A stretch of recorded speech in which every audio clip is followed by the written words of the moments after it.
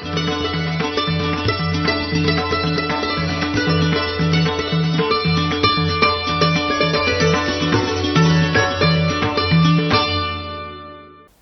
साईं सच्चरित्र अध्याय 28। चिड़ियों का शिरडी को खींचा जाना।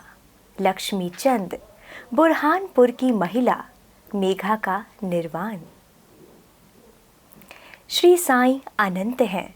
वे एक चींटी से लेकर ब्रह्मांड पर्यंत सर्वभूतों में व्याप्त हैं। वेद और आत्मविज्ञान में पूर्ण पारंगत होने के कारण वे सद्गुरु कहलाने के सर्वथा योग्य हैं। चाहे कोई कितना ही विद्वान क्यों न हो, परंतु यदि वह अपने शिष्य की जागृति कर उसे आत्मस्वरूप का दर्शन न करा सके तो उसे सद्गुरु के नाम से कदापि संबोधित नहीं किया जा सकता। साधारणतः पिता केवल इस नश्वर शरीर का ही जन्मदाता है, परंतु सद्गुरु तो जन्म और मृत्यु दोनों से ही मुक्ति करा देने वाले हैं। अतः वे अन्य लोगों से अधिक दयावंत हैं। श्री साईं बाबा हमेशा कहा करते थे कि मेरा भक्त चाहे 1000 कोस की दूरी पर ही क्यों ना हो, वह शिरडी को ऐसा खींचता चला आता है जैसे धागे से बंधी हुई चिड़िया खिंचकर स्वयं ही आ जाती है। इस अध्याय में ऐसी ही 3 चिड़ियों का वर्णन है। लाला लक्ष्मी चंद, ये महानुभव बंबई के श्री वेंकटेश्वर प्रेस में नौकरी करते थे। वहां से नौकरी छोड़कर वे रेलवे विभाग में आए और फिर वे messrs Ralli brothers and company में मुंशी का कार्य करने लगे। उनका सन 1910 में श्री साईं बाबा से संपर्क हुआ। बड़े दिन यानी क्रिसमस से लगभग 1 या 2 मास पहले सांता क्रूज में उन्होंने स्वप्न में एक दाढ़ी वाले वृद्ध को देखा जो चारों ओर से भक्तों से घिरा हुआ खड़ा था। कुछ दिनों के पश्चात वे अपने मित्र श्री दत्तात्रेय मंजुनाथ बिजुर के यहाँ दासगणु का कीर्तन सुनने गए। दासगणु का यह नियम था कि वे कीर्तन करते समय श्रोताओं के सम्मुख श्री साईं बाबा का चित्र रख लिया करते थे। लक्ष्मी चंद को यह चित्र देखकर महान आश्चर्य हुआ, क्योंकि स्वप्न में उन्हें जिस वृद्ध के दर्शन हुए थे उनकी आकृति भी ठीक इस चित्र के अनुरूप ही थी। इससे वे इस निष्कर्ष पर पहुंचे कि स्वप्न में दर्शन देने वाले स्वयं शिरडी के श्री साईनाथ समर्थ के अतिरिक्त और कोई नहीं है। चित्र दर्शन, दासगणु का मधुर कीर्तन और उनके संत तुकाराम पर प्रवचन आदि का कुछ ऐसा प्रभाव उन पर पड़ा कि उन्होंने शिरडी यात्रा का दृढ़ संकल्प कर लिया। भक्तों को चिरकाल से ही ऐसा अनुभव होता आया है कि जो सद्गुरु या अन्य किसी आध्यात्मिक ज्ञान की खोज में निकलता है उसकी ईश्वर सदैव ही कुछ न कुछ सहायता करते हैं। उसी रात्रि को लगभग 8 बजे उनके एक मित्र शंकर राव ने उनका द्वार खटखटाया और पूछा कि क्या आप हमारे साथ शिरडी चलने को तैयार हैं? लक्ष्मी चंद के हर्ष का पारावार न रहा और उन्होंने तुरंत ही शिरडी चलने का निश्चय किया। एक मारवाड़ी से 15 रुपए उधार लेकर तथा अन्य आवश्यक प्रबंध कर उन्होंने शिरडी को प्रस्थान कर दिया। रेलगाड़ी में उन्होंने अपने मित्र के साथ कुछ देर भजन भी किया। उसी डिब्बे में 4 यवन यात्री भी बैठे थे जो शिरडी के समीप ही अपने अपने घरों को लौट रहे थे। लक्ष्मी चंद ने उन लोगों से श्री साईं बाबा के संबंध में कुछ पूछताछ की। तब लोगों ने उन्हें बताया कि श्री साईं बाबा शिरडी में अनेक वर्षों से निवास कर रहे हैं और वे एक पहुंचे हुए संत हैं। जब वे कोपर गांव पहुंचे तो बाबा को भेंट देने के लिए कुछ अमरूद खरीदने का उन्होंने विचार किया। वे वहां के प्राकृतिक सौंदर्य में दृश्य देखने में कुछ ऐसे तल्लीन हुए कि उन्होंने अमरूद खरीदने की सुधि ही न रही। परंतु जब वे शिरडी के समीप आए तो यकायक उन्हें अमरूद खरीदने की स्मृति हो आई। इसी बीच उन्होंने देखा कि एक वृद्धा टोकरी में अमरूद लिए तांगे के पीछे पीछे दौड़ती चली आ रही है। यह देख उन्होंने तांगा रुकवाया और उनमें से कुछ बढ़िया अमरूद खरीद लिए। तब वह वृद्धा उनसे कहने लगी कि कृपया करके ये शेष अमरूद भी मेरी ओर से बाबा को भेंट कर देना। यह सुनकर तत्क्षण ही उन्हें विचार आया कि मैंने अमरूद खरीदने की जो इच्छा पहले की थी और जिसे मैं भूल गया था, उसी की इस वृद्धा ने पुनः स्मृति करा दी। श्री साईं बाबा के प्रति उसकी भक्ति देख वे दोनों बड़े चकित हुए। लक्ष्मी चंद ने यह सोचकर कि हो सकता है कि स्वप्न में जिस वृद्ध के दर्शन मैंने किए थे उनकी ही यह कोई रिश्तेदार हो, वे आगे बढ़े। शिरडी के समीप पहुंचने पर उन्हें दूर से ही मस्जिद में फहरती ध्वजाएं दिखाई दी, जिन्हें देख प्रणाम कर अपने हाथ में पूजन सामग्री लेकर वे मस्जिद पहुंचे और बाबा का यथाविधि पूजन कर वे द्रवित हो गए।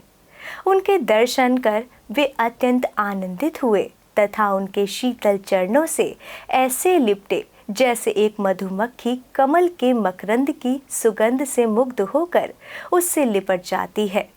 तब बाबा ने उनसे जो कुछ कहा उसका वर्णन हेमाड़ पंथ ने अपने मूल ग्रंथ में इस प्रकार किया है। साले रास्ते में भजन करते और दूसरे आदमी से पूछते हैं, क्या दूसरे आदमी से पूछना? सब कुछ अपनी आंखों से देखना, काहे को दूसरे आदमी से पूछना? सपना क्या झूठा है या सच्चा? कर लो अपना विचार आप, मारवाड़ी से उधार लेने की क्या जरूरत थी? हुई क्या मुराद पूरी? ये शब्द सुनकर उनकी सर्वव्यापकता पर लक्ष्मी चंद को बड़ा अचंभा हुआ। वे बड़े लज्जित हुए कि घर से शिरडी तक मार्ग में जो कुछ हुआ उसका उन्हें सब पता है। इसमें विशेष ध्यान देने योग्य बात केवल यह है कि बाबा यह नहीं चाहते थे कि उनके दर्शन के लिए कर्ज लिया जाए या तीर्थ यात्रा में छुट्टी मनाए। सांझा अर्थात उपमा। दोपहर के समय जब लक्ष्मीचंद भोजन को बैठे तो उन्हें एक भक्त ने सांझे का प्रसाद लाकर दिया, जिसे पाकर वे बड़े प्रसन्न हुए। दूसरे दिन भी वे सांझा की आशा लगाए बैठे रहे, परंतु किसी भक्त ने वह प्रसाद न दिया जिसके लिए वे अति उत्सुक थे। तीसरे दिन दोपहर की आरती पर बापू साहिब जोन ने बाबा से पूछा कि नैवेद्य के लिए क्या बनाया जाए।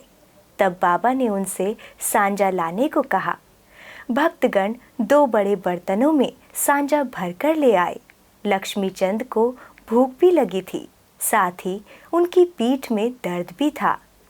बाबा ने लक्ष्मीचंद से कहा, हेमाड़ पंत ने मूल ग्रंथ से इस प्रकार वर्णन किया है, अर्थात हेमाड़ पंत ने मूल ग्रंथ में इस प्रकार वर्णन किया है, तुमको भूख लगी है, अच्छा हुआ, कमर में दर्द भी है, लो अब सांझे की ही कर लो दवा। उन्हें पुनः अचंभा हुआ कि मेरे मन के समस्त विचारों को उन्होंने जान लिया। वस्तुतः वे सर्वज्ञ हैं। कुदृष्टि। इसी यात्रा में एक बार उनको चावड़ी का जुलूस देखने का भी सौभाग्य प्राप्त हो गया। उसी दिन बाबा कफ से अधिक पीड़ित थे। उन्हें विचार आया कि इस कफ का कारण शायद किसी की नज़र लगी हो। दूसरे दिन प्रातःकाल जब बाबा मस्जिद को गए तो श्यामा से कहने लगे कि कल जो मुझे कफ से पीड़ा हो रही थी उसका मुख्य कारण किसी की कुदृष्टि ही है। मुझे तो ऐसा प्रतीत होता है कि किसी की नज़र लग गई है, इसीलिए यह पीड़ा मुझे हो गई है। लक्ष्मीचंद के मन में जो विचार उठ रहे थे वही बाबा ने भी कह दिए। बाबा की सर्वज्ञता के अनेक प्रमाण तथा भक्तों के प्रति उनका स्नेह देखकर लक्ष्मीचंद बाबा के चरणों पर गिर पड़े और कहने लगे कि आपके प्रिय दर्शन से मेरे चित्त को बड़ी प्रसन्नता हुई है। मेरा मन आपके चरण कमल और भजनों में ही लगा रहे। आपके भव भयनाशक चरणों का स्मरण करते हुए मेरा जीवन आनंद से व्यतीत हो जाए, ऐसी मेरी आपसे विनम्र प्रार्थना है। बाबा के आशीर्वाद तथा ओदी लेकर वे मित्र के साथ प्रसन्न और संतुष्ट होकर मार्ग में उनकी कीर्ति का गुणगान करते हुए घर वापस लौट आए और सदैव उनके अनन्य भक्त बने रहे। शिरडी जाने वालों के हाथ वे उनको हार, कपूर और दक्षिणा भेजा करते थे। बुरहानपुर की महिला। अब हम दूसरी चिड़िया अर्थात भक्त का वर्णन करेंगे। एक दिन बुरहानपुर में एक महिला ने स्वप्न में देखा कि श्री साईं बाबा उनके द्वार पर खड़े भोजन के लिए खिचड़ी मांग रहे हैं। उसने उठकर देखा तो द्वार पर कोई भी न था। फिर भी वह प्रसन्न हुई और उसने यह स्वप्न अपने पति तथा अन्य लोगों को सुनाया। उसका पति डाक विभाग में नौकरी करता था। वे दोनों ही बड़े धार्मिक थे।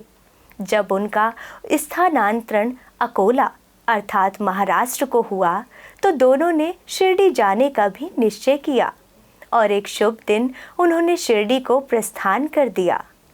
मार्ग में गोमती तीर्थ होकर वे शिरडी पहुंचे और वहां 2 माह तक ठहरे।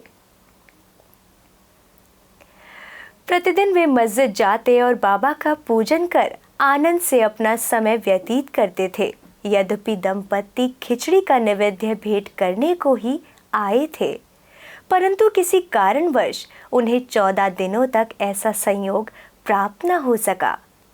उनकी स्त्री इस कार्य में अब अधिक विलंब न करना चाहती थी।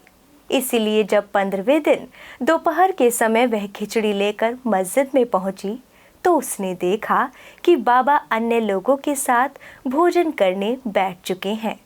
पर्दा गिर चुका था, जिसके पश्चात किसी का साहस न था कि वह अंदर प्रवेश कर सके। परंतु वह एक क्षण भी प्रतीक्षा न कर सकी और हाथ से पर्दा हटाकर भीतर चली आई। बड़े आश्चर्य की बात थी कि उसने देखा कि बाबा की इच्छा उस दिन सबसे पहले खिचड़ी खाने की ही थी, जिसकी उन्हें आवश्यकता थी। जब वह थाली लेकर भीतर आई तो बाबा को बड़ा हर्ष हुआ और वे उसी में से खिचड़ी के ग्रास लेकर खाने लगे। मेघा का निर्वाण।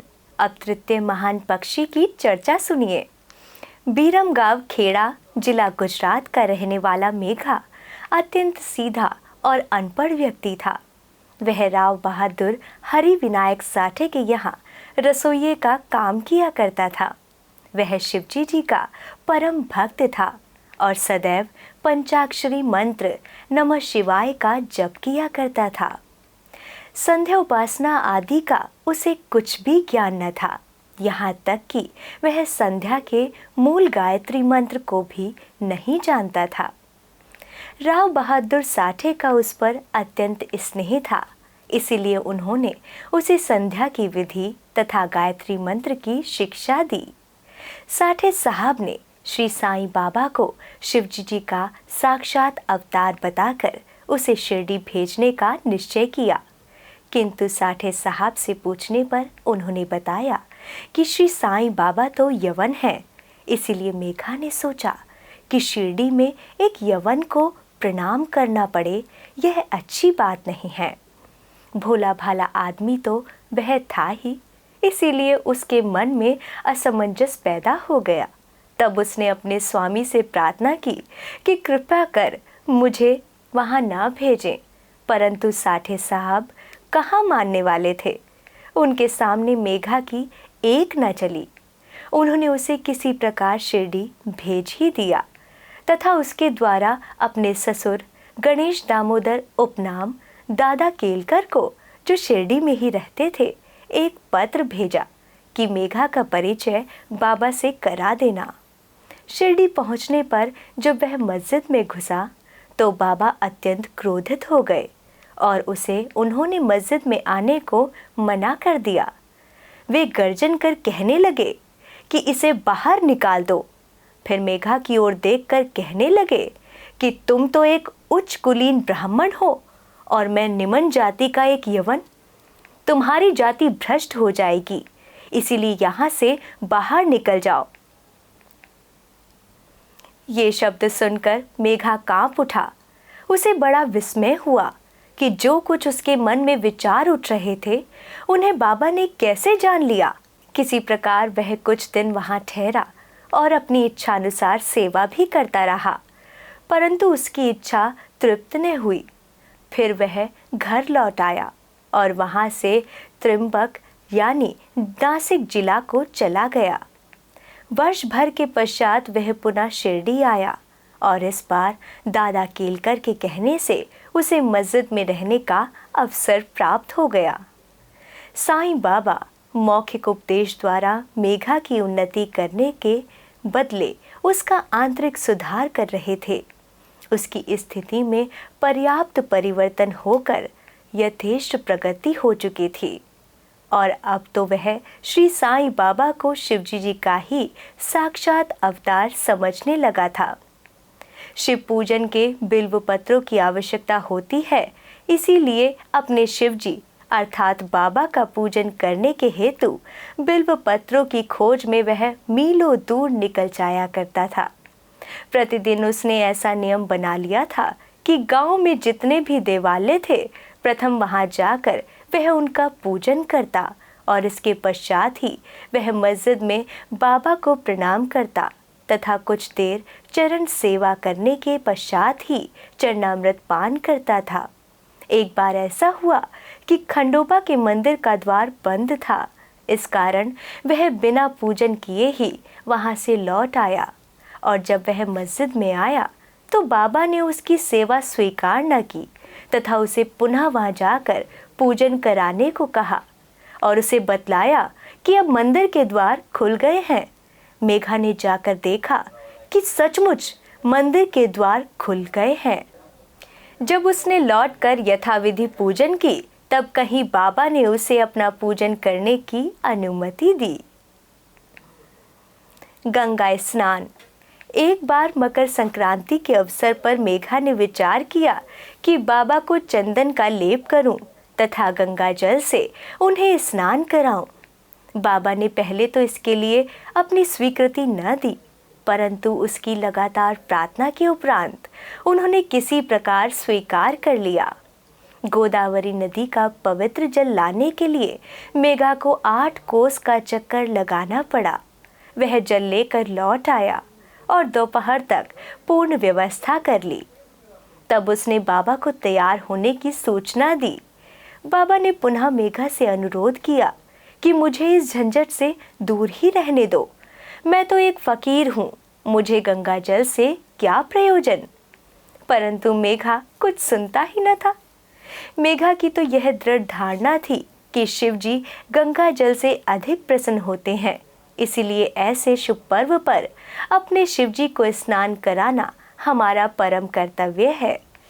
अब तो बाबा को सहमत होना ही पड़ा और नीचे उतरकर वे एक लकड़ी के तख्त पर बैठ गए तथा अपना मस्तक आगे करते हुए कहने लगे कि अरे मेघा, कम से कम इतनी कृपा तो करना कि मेरे केवल सिर पर ही पानी डालना। सिर शरीर का प्रधान अंग है और उस पर पानी डालना ही पूरे शरीर पर डालने के सदृश है। मेघा ने अच्छा अच्छा कहते हुए बर्तन उठाकर सिर पर पानी डालना प्रारंभ कर दिया। ऐसा करने से उसे इतनी प्रसन्नता हुई कि उसने उच्च स्वर में हर हर गंगे की ध्वनि करते हुए समूचे बर्तन का पानी बाबा के संपूर्ण शरीर पर उड़ेल दिया और फिर पानी का बर्तन एक ओर रखकर वह बाबा की ओर निहारने लगा। उसने देखा कि बाबा का तो केवल सिर ही भीगा है और शेष भाग ज्यों का त्यों बिल्कुल सूखा ही है। यह देख उसे बड़ा आश्चर्य हुआ। त्रिशूल और पिंडी। मेघा बाबा को 2 स्थानों पर पूजा करता था। पहले वह मस्जिद में, फिर वाड़े में नाना साहिब चांदोरकर द्वारा प्राप्त उनके बड़े चित्र को। इस प्रकार यह क्रम 12 मास तक चलता रहा। बाबा ने उसकी भक्ति तथा विश्वास दृढ़ करने के लिए उसे दर्शन दिए। एक दिन प्रातःकाल मेघा जब अर्ध निद्रा अवस्था में अपनी शैया पर पड़ा हुआ था, तभी उसे उनके दर्शन हुए। बाबा ने उसे जागृत जानकर अक्षत फेंके और कहा कि मेघा, मुझे त्रिशूल लगाओ। इतना कहकर वे अदृश्य हो गए। उनके शब्द सुनकर उसने उत्सुकता से अपनी आंखें खोली, परंतु देखा कि वहां कोई नहीं है, केवल अक्षत ही यहाँ वहां बिखरे पड़े हैं।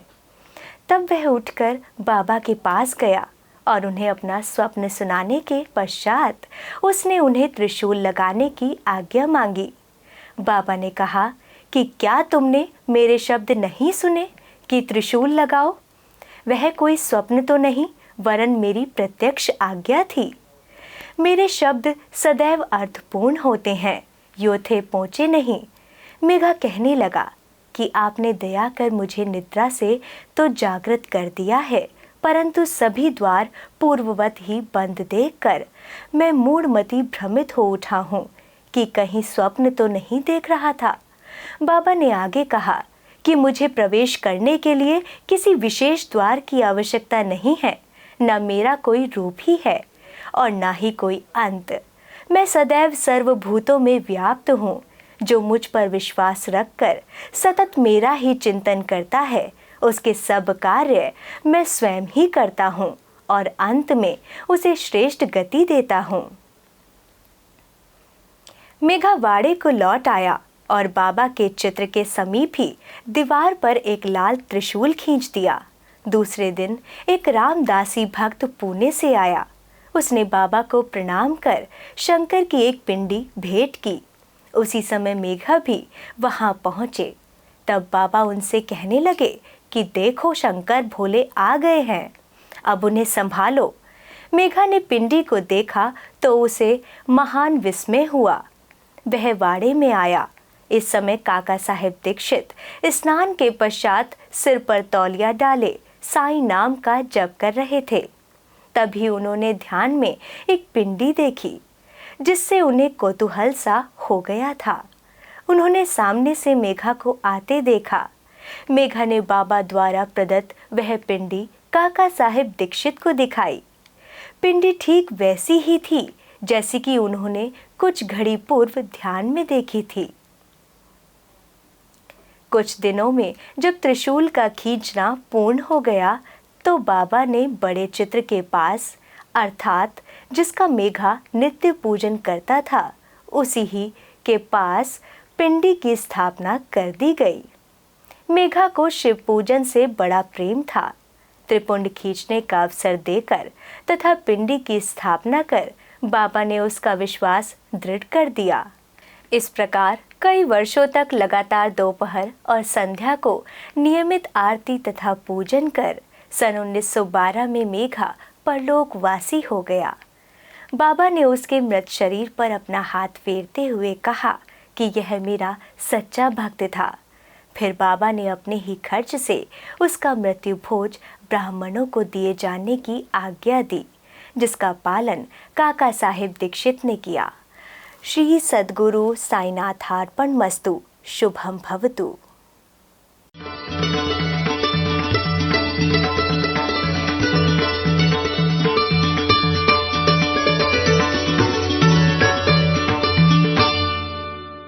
ओम साई राम। साई लीला टीवी के साई भक्ति परिवार में आपका स्वागत है। साई लीला टीवी के माध्यम से साई भक्ति की यह गंगा यूं ही निरंतर बहती रहेगी और साई भक्ति का यह अटूट सिलसिला हर दिन जारी रहेगा। भक्ति मनोरंजन से भरपूर नित्य नए कार्यक्रमों के साथ साई लीला टीवी ने की है एक नई पहल। अब हमारे सद्गुरु श्री साईनाथ विराजमान होंगे हर घर में, और हर साईं भक्त कहेगा हर हर साईं, घर घर साईं। अब आप घर बैठे ही भाग ले सकते हैं श्री साई सगुन उपासना में, यानी कि साई की उपासना में, और लीन हो सकते हैं श्री साईं के चरणों में, जिसमें दिन भर चारों आरतियों के साथ चरणी ठेविला माथा घेऊनी पंचारती करू बाबांची आरती। अति साई बाबा सौख्यदातार जेवा ओवाळू आरती माझ्या सद्गुरुनाथा माझ्या साई दिन शुरुआत होगी श्री साईं अभिषेक पूजा और हर गुरुवार श्री साईं सत्यव्रत कथा घर बैठे हो जाएगी साईं मंदिर के पुजारी श्री प्रमोद मेढ़ी जी के साथ। इतना ही नहीं, साईं मंत्रों के साथ श्री साईनाथ स्तवन मंजरी का पाठ भी होगा। इन सभी कार्यक्रमों का सीधा प्रसारण साईं लीला टीवी प्रातः 4 बजे से लेकर रात्रि 11 बजे तक किया जाएगा। आप दुनिया के किसी भी कोने में बैठे हों, साईं लीला टीवी के माध्यम से आप सभी पूजा विधि में लाइव कार्यक्रमों के माध्यम से सहभाग ले सकते हैं। श्री साईं सगुन उपासना पूजा विधि के लिए जरूरत है श्री साईं की मंगल मूर्ति, श्री साईं सद्गुणोपासना पुस्तिका और पूजा सामग्री की। ये सामग्री आप तक न फायदा न नुकसान तौर पर आप तक पहुंचाने का साईं लीला टीवी का मानस है, जिसमें श्री साईं की प्राण प्रतिष्ठित मंगल मूर्ति के साथ श्री साईं के वस्त्र, मुकुट और माला, शुद्ध पूजा सामग्री जैसे कि चंदन, अगरबत्ती, हल्दी, कुमकुम, अक्षत, इत्र इत्यादि आपको प्रदान की जाएगी। श्री साईं की मंगल मूर्ति साईं लीला टीवी के माध्यम से शिरडी में ही बनाई जा रही है। अभी आप स्क्रीन पर साईं मूर्ति के दर्शन कर रहे हैं। यही मूर्ति आपके लिए भेजी जाएगी। यह मूर्ति साईं लीला टीवी ने खास साईं लीला टीवी परिवार के साईं भक्तों के लिए बनवाई है। इतना ही नहीं, जो मूर्तियां प्रदान की जाएंगी वह शास्त्रों और मान्यताओं के अनुसार प्राण प्रतिष्ठित और मंत्रों से अभिमंत्रित करके ही भेजी जाएंगी। प्राण प्रतिष्ठा कार्यक्रम का सीधा प्रसारण साईं लीला टीवी पर मूर्ति भेजने से पहले ही किया जाएगा, जिसमें आप घर बैठे ही सहभाग लेंगे। हमें विश्वास है कि इस मंगल मूर्ति की आपके घर में स्थापना करने के बाद आपका घर साईं मंदिर बन जाएगा और साईं सगुन उपासना से आपका हर दिन मंगलमय हो जाएगा। श्री साईं की मंगल मूर्ति के साथ आपको श्री साईं के वस्त्र, मुकुट और माला भी भेजी जाएगी। इसके साथ ही पूजा विधि के लिए आवश्यक अगरबत्ती, जो पूरी तरह से नेचुरल है और जिसकी भीनी भीनी खुशबू से आपके दिन की शुरुआत प्रसन्नता से होगी।